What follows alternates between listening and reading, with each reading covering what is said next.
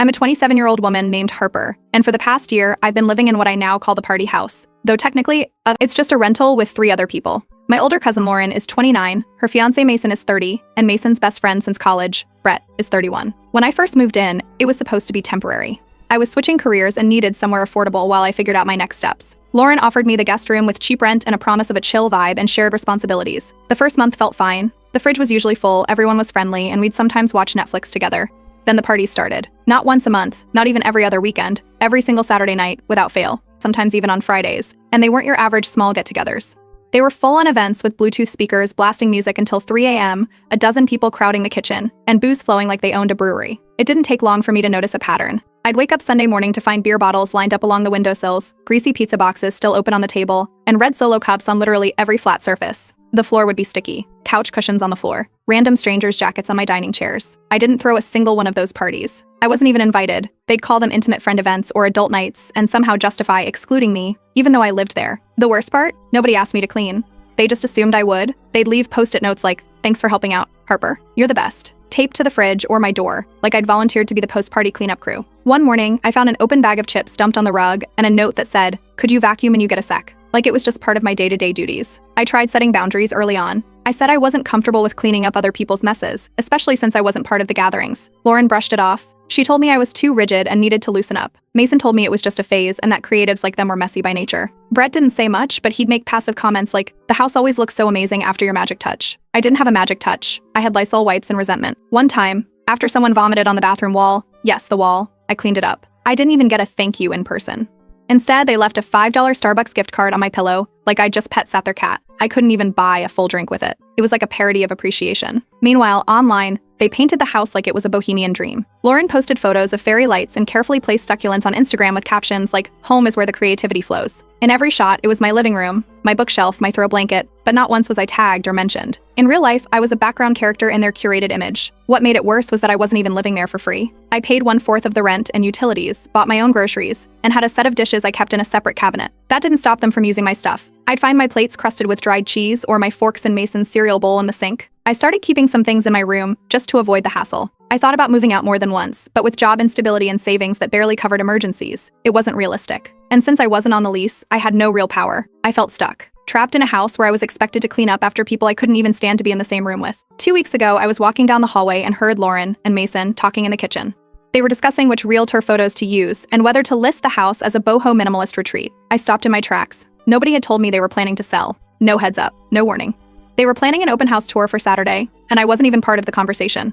It was clear what the plan was. They were going to show off the house as this peaceful, artsy home and use my cleaning work to make it sparkle. They'd let strangers walk through, admire the spotless floors and neat counters, and never mention that the person who actually made it livable wasn't even on the lease. They weren't even going to tell me. Just pretend I didn't exist. That was the breaking point.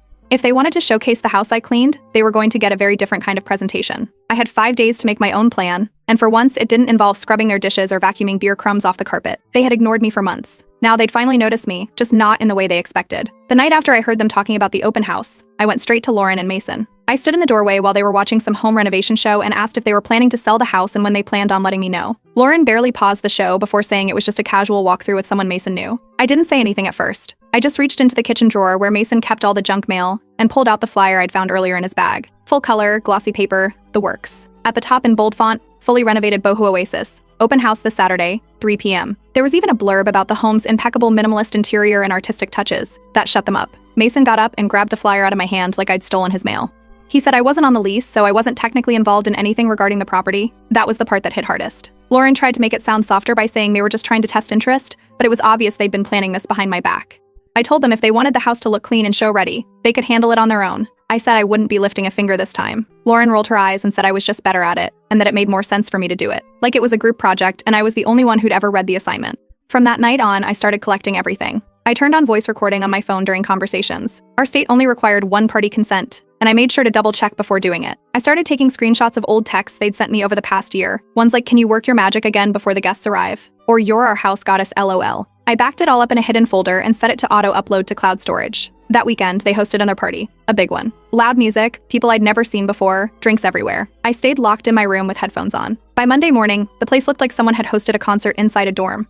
Empty wine bottles on the stairs, pizza crusts on the kitchen island, and what looked like dried guacamole smeared into the armrest of the couch. I didn't touch a thing. On the kitchen counter, there was a note that read, "Please make it sparkle before Friday. Realtor walkthrough next week. You're a lifesaver," with a smiley face. I left the note where it was and walked out the door to get a sandwich. Tuesday afternoon, the real estate agent showed up. I kept out of sight in my room but heard the front door open, followed by her very clear voice saying, "Oh no." A few minutes later, I heard Lauren trying to explain the mess by saying their roommate had been under the weather and that everything would be cleaned by the weekend. After the agent left, Lauren started dropping hints again. A Swiffer mop was leaning against my bedroom door when I came back from a walk. A bottle of Pine Sol had been placed in the middle of my bathroom counter like it lived there. I moved both items into the hallway and kept the door locked. That evening, Brett cornered me in the kitchen with a drink in hand.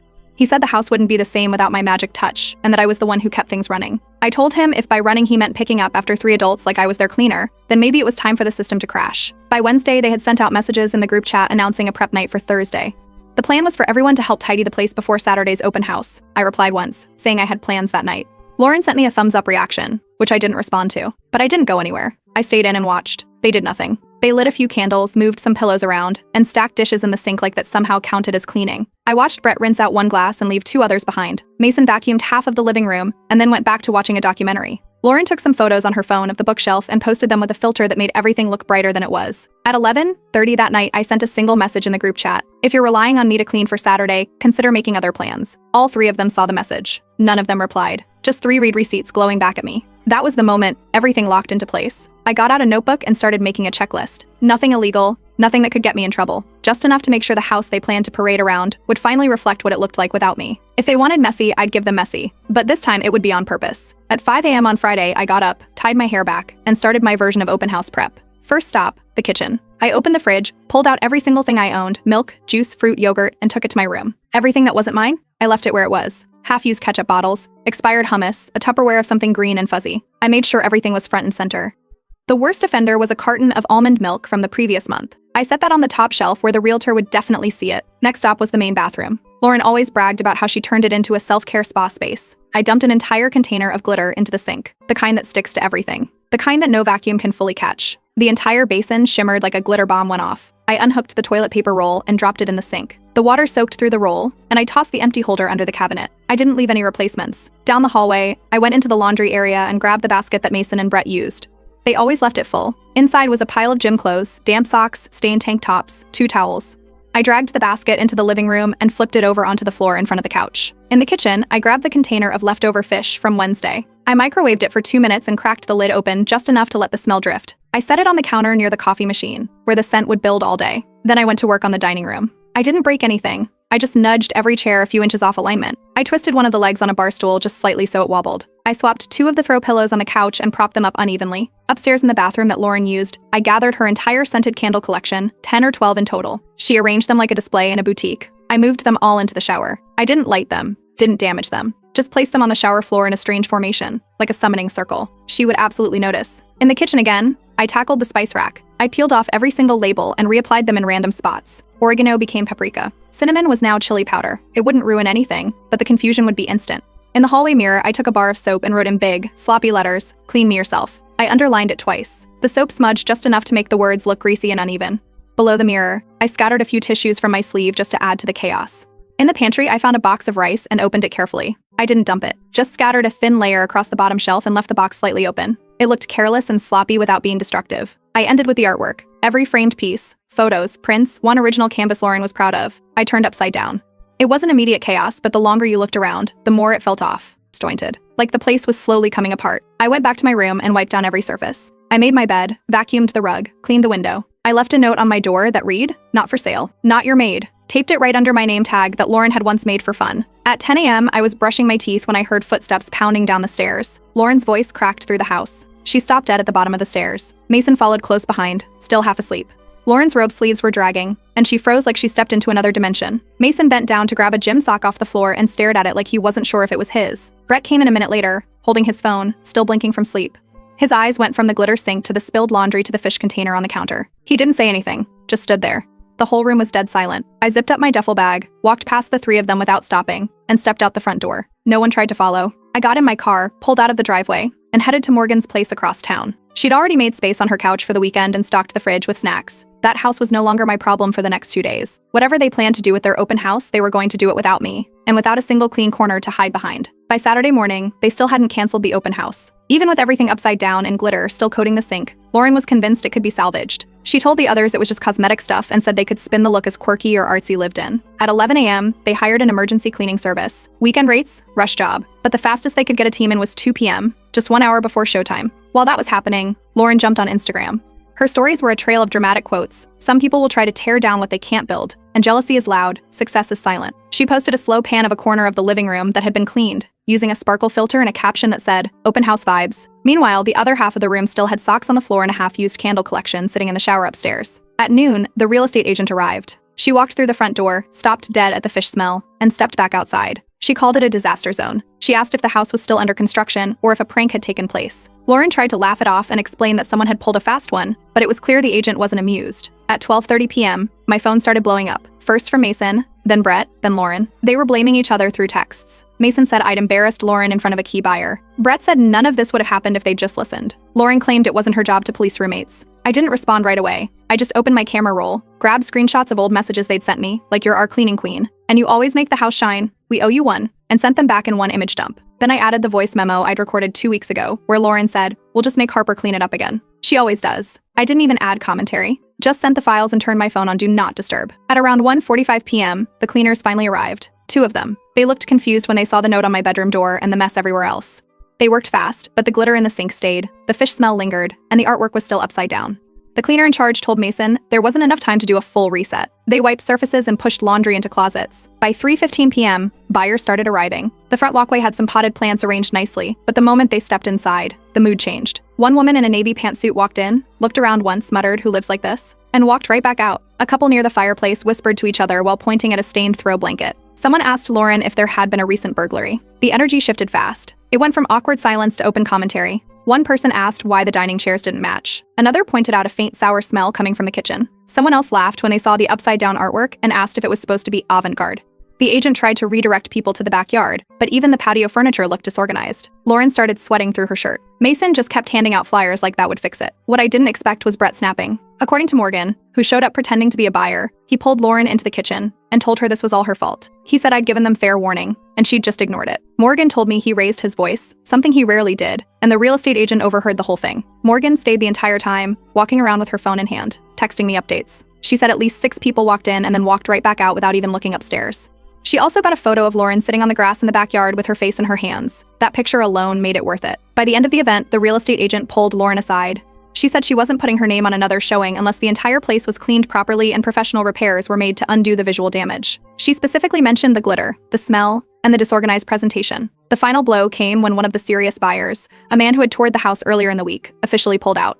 He said it looked nothing like the version he'd been promised and that it was clearly a misrepresentation. He left without taking a brochure. Lauren stood at the edge of the driveway crying as his car pulled away. That night, I uploaded the voice memo of Lauren saying, "We'll just make Harper clean it up again." It was only 20 seconds long, but it landed in the right Facebook group, one that Morgan helped run. Within an hour, it was shared dozens of times. People started asking who Harper was. One person commented, "Why does every artsy house have one unpaid intern holding it together?" Another said, "She's the ghost of housekeeping present." The meltdown was public, and it was only getting started. Sunday morning started with a long text from Lauren. 5 paragraphs, no greeting. She blamed everything on stress, hormones, and what she called the emotional trauma of betrayal. The message didn't include a single apology, not even a sentence that took responsibility. Just a full breakdown of how she had been hurt by the energy shift in the house. Less than 2 hours later, Mason texted. He asked if I'd be open to an adult conversation at Starbucks and said he'd even pay for my drink. I sent one message back, "I don't drink coffee with people who treat me like staff." Then I muted the thread and left it unread after that. My mother called after lunch. She had seen the voice memo clip posted on the Facebook group. Morgan had shared it in a community thread about housing rights. My mom never liked Lauren. She once referred to her as performative hospitality in leggings. On the phone, all she said was, "You finally stood up for yourself. I'm proud," and then asked if I was eating enough. By Monday morning, Mason made another move, this time by email. He threatened to pursue household disruption claims and said I had violated the peaceful enjoyment of the property. I replied with a one-liner reminding him that I wasn't on the lease. I also attached screenshots showing texts from the last year that proved how regularly they assigned me cleaning duties. I copied the landlord on the reply. What I didn't expect was the landlord showing up that afternoon. He knocked, unannounced, clipboard in hand. According to Mason, the landlord had seen the Facebook video too. He wasn't happy. Not with me, but with them. He told Lauren and Mason the house was not to be listed for sale, promoted, or altered without written permission. He also asked who gave the real estate agent access, Lauren tried blaming me. He turned to me and asked directly. I told him everything and then forwarded him the photos, text logs, and both voice recordings. That same day, Lauren tried to get a refund from the emergency cleaning service. She claimed the crew had done a poor job and left the house smelling worse than before. The company refused. Apparently, once they marked the job as biohazard adjacent due to the fish smell, refunds weren't allowed. Lauren filed a complaint with the Better Business Bureau. She posted about it online, but someone in the comments asked why her house needed a biohazard crew in the first place. By Tuesday, the real estate agent quit. She sent an email officially cutting ties and cited professional misrepresentation and tenant interference. Mason called it slander. Lauren called it sabotage. Brett didn't say anything, but someone later forwarded me a text where he said he wasn't surprised. On Wednesday, 2 more potential buyers who had been interested before the open house stopped responding. Mason called one of them directly and was told the house felt chaotic. Lauren stood in the kitchen and shouted that I had ruined their financial future. Brett tried to argue that maybe the house wasn't ready to be sold anyway. That didn't go over well. That evening, my aunt, Lauren's mother, showed up with a plastic container of muffins. She said she came to check in and immediate. She asked if I was going through something. I told her I was going through the consequences of being fed up. She sat awkwardly at the kitchen counter for 10 minutes before saying she had to leave for a church meeting, even though I knew she wasn't religious. Later that night, Morgan texted me a screenshot. Apparently, the 3 of them made a new group chat without me. They accidentally added her instead of someone named Maddie. Morgan took one look at the thread, mostly complaining about me, and left it with a one-word message, yikes. By Thursday morning, the house had been relisted online. Same agent name removed. New price listed at $25,000 less than before. The new description didn't include the words boho or minimalist. It now read, unique home with creative touches and opportunity for customization. Mason blamed the price drop on what he called the unfortunate incident. I decided it was time to be cautious, just in case they pushed further.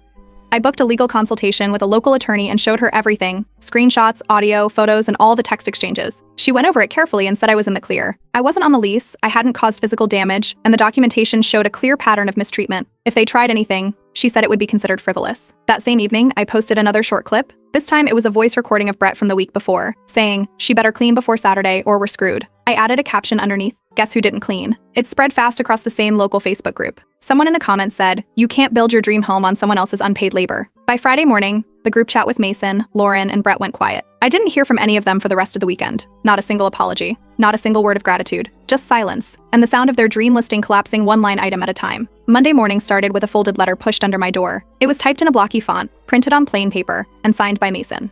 It said I was being formally asked to vacate within 7 days due to behavior that disrupted household harmony. There was no legal header, no mention of the landlord, no official documentation, just Mason trying to act like he had any authority over who stayed or left. I scanned the letter and sent it to the landlord along with a brief message asking if this counted as an actual notice. 2 hours later, he rang the doorbell. He came inside, asked to speak to all of us, and made it clear only he could end tenancy agreements. He said I wasn't being evicted, and in fact, he was going to be replacing them as tenants. Apparently, he had been quietly reviewing everything I'd sent, photos, texts, recordings, and decided he no longer wanted to renew their lease when it expired next month. He offered me a short-term lease extension while he searched for new tenants. He even reduced the rent slightly and said he was looking for people who don't treat others like their disposable background help. Mason stood silent. Lauren tried to argue that it wasn't fair to replace long-term tenants. The landlord shut it down fast. By the time Lauren realized she had no leverage left, she blew up.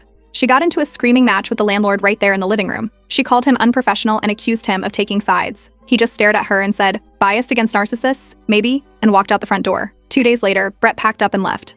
No drama, no noise. He texted me one sentence before leaving, "I'm tired of being looped into Lauren's drama." Then he moved in with his girlfriend across town. Lauren barely acknowledged he was gone. Mason said Brett was bailing. I just watched him carry out a box of vinyl records and close the door behind him without saying goodbye to anyone else. On Thursday, Morgan sent me a screenshot from a corporate bulletin board. Someone had forwarded the viral audio clip of Mason to his employer, likely from the Facebook group. Mason was called into a meeting with Human Resources. I didn't submit anything myself, but apparently others did. Morgan said one of her friends who worked in the same building overheard someone in HR say, "It's always the ones who think they're in charge." That same week, Lauren launched a new Instagram account. The handle was something like boho meets zen, and the bio said minimalist living, interior inspo, let's grow together. Her posts were recycled shots of the house, taken from angles that hid the mess. But it didn't take long for people to find it. Every post was swarmed with comments like maybe start by cleaning your mirror or house goddess in shambles. The account lost more followers than it gained. Morgan told me 2 of Lauren's close friends blocked her on social media after she tried explaining the situation in a group chat. Apparently, she framed it like I lashed out after being jealous of their success. One of the friends left the chat and the other sent Morgan a thumbs up emoji with no context. Word was getting around.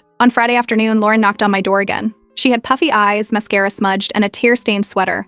She started saying something about having a dark moment and trying to hold everything together. I didn't let her finish. I closed the door and turned the lock. Later that night, the former real estate agent posted on her business Facebook page. It wasn't direct, but the message was clear: lesson learned. Never again working with delusional DIY landlords who believe lavender candles and denial can replace a professional cleaner. It got over 300 likes and dozens of supportive comments. Another surprise came the next morning when someone leaked a group chat Mason had with a few of his friends. In it, he called me a vindictive freeloader and complained that I manipulated public opinion like a soap opera villain. That group chat screenshot landed on Reddit and spread fast. The replies weren't kind. One said, "If this is what freeloading looks like, I'll take 2. Another wrote, "Imagine being so lazy you outsource your entire reputation."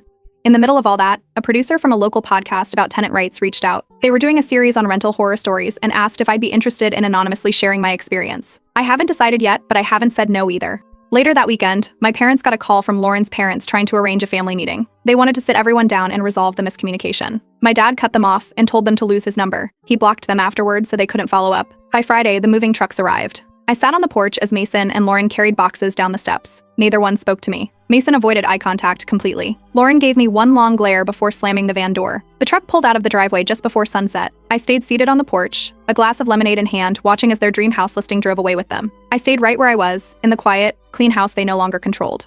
The first week after Mason and Lauren moved out, the house didn't feel like the same place. There was no thudding bass shaking the walls at 2 a.m., no trail of half-eaten burritos on the kitchen counter, no half-hearted Swiffers left against my door. The sink was empty. The hallway was quiet. The air didn't smell like a mix of weed and burning patchouli. For the first time since I moved in, the place actually felt like a house and not a frat-themed Airbnb experiment gone wrong. The landlord followed through. He emailed me a new short-term lease, discounted rent in exchange for keeping the place clean and presentable while he interviewed long-term tenants. He made it clear he wasn't interested in influencer aesthetics or community-based boho artist collectives, just real adults who wouldn't build a personality around eucalyptus bundles and Pinterest quotes. I started deep cleaning out of habit more than anything else. During one of those clean sweeps through the kitchen drawers, I found a notebook wedged under a stack of old placemats, spiral-bound, pink cover, and a little wine-stained. It was Lauren's. Inside were notes about color palettes and Instagram hashtags. On one page, she'd written goal, redecorate to boost home value, and in the margin, Harper will obviously clean it. I didn't say anything. I just tore that page out and slipped it into my desk drawer. They weren't quite done trying. Lauren emailed me one last time. Subject line, a letter from the heart. The body was a monologue about ruined friendships, lost dreams, and how I had torn apart a home for the sake of a power trip. I printed it out, poured a glass of wine, read it once, then shredded it line by line. Meanwhile, the house started getting real attention. With no mess to hide behind, the listing photos came out sharp. The furniture was balanced, the lighting was natural, and the living room didn't look like it had hosted a furniture tossing contest. The landlord got 2 solid offers in 1 week, both above the new listing price. He called it What Happens When Peace Lives in a Place. The podcast episode aired the following weekend. I kept it anonymous. My voice was changed, name omitted. The title was The House Cleaner Who Snapped. It got picked up in a few local forums and made the rounds on tenant rights pages. Within a week, it passed 80,000 plays. I started getting messages from people who dealt with similar situations, roommates dumping chores on them, passive-aggressive house dynamics, and what to do when you live with people who think you're invisible. A few asked me for advice. One person even messaged saying they printed out one of my quotes and stuck it on their fridge. Lauren's social media didn't survive. Someone online stitched together screenshots of her boho boss babe posts from earlier in the year and matched them with photos from the failed open house. The contrast hit hard. A thread on Twitter called it Instagram vs Reality, Suburban Chaos Edition. It went viral overnight. By the next morning, her Instagram was gone. Mason didn't come out unscathed either. His company didn't fire him, but word got around. After the clips floated through internal circles, human resources reassigned him. He was moved into a non-client-facing role, stripped of any team leadership, and told to focus on behind-the-scenes support tasks. From what I heard, the title changed but the salary didn't. A quiet demotion, but a demotion all the same. Brett reached out about a week later. This time, it wasn't performative. No justifications. No trying to make himself sound better. Just a straight-up apology. He admitted he let laziness and comfort get in the way of doing the right thing. I told him I appreciated it. I also told him we weren't friends and wouldn't be again. He understood and didn't push. A few days after that, Lauren's mother sent me a fruit basket. No card at first, just a plastic-wrapped collection of apples and pears. Underneath, taped to the bottom, was a handwritten note that read, "Families fight, but they don't destroy each other." I dropped the basket off at a local food pantry on my lunch break and threw the note in the nearest trash can on my way out. With the house quiet, and no more chaos to dodge, I started looking for places. I found a small studio across town. 1 bedroom, tiny kitchen, but no one else's laundry on the bathroom floor. No Sunday mornings cleaning glitter out of tile grout. The first thing I moved in was my own set of dishes, untouched, spotless, and mine. On the final day in the old house, I went room to room, wiped every surface, vacuumed twice, cleaned the baseboards. I left it gleaming. Then I taped 1 photo on the fridge, the mess from the morning after my revenge, glitter sink and all. On the back I wrote, "Before your open house, love your unpaid cleaner." The landlord stopped by that afternoon. He walked through the empty house, checked every room, and texted me as I pulled away, "You were the only one who ever treated this place like a home. Good luck out there." I locked the door one last time and dropped the key in the mailbox slot. I didn't look back. There was nothing left to clean, nothing left to fix. I wasn't just walking away from a rental. I was leaving behind every version of myself that let people pretend I didn't matter.